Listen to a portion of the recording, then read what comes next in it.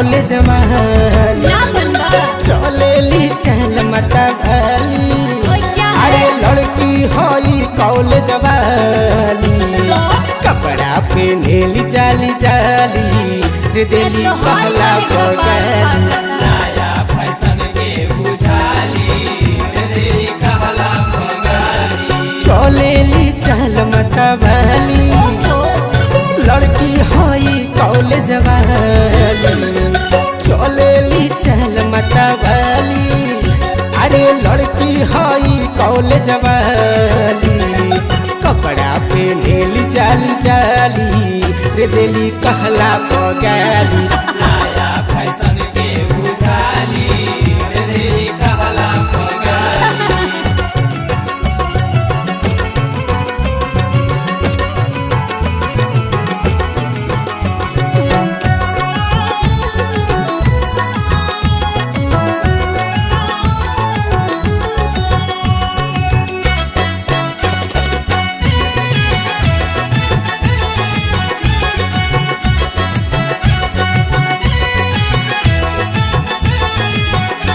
Touch भैला पर don't touch me बोले ए में कोइले बिया हाउ डे यू का इंग्लिश बोलतिया How dare you?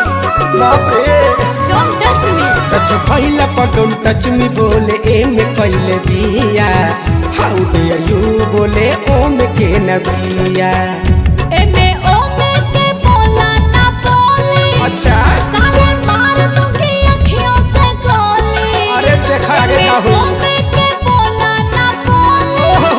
साले मार दूंगी अखियों से गोली। हौवे दबंग मोर भाई, ते फोन करता बोलाई। याद आई है नाना नानी माई, हो जब होई अब पिटाई। पता लगी का होई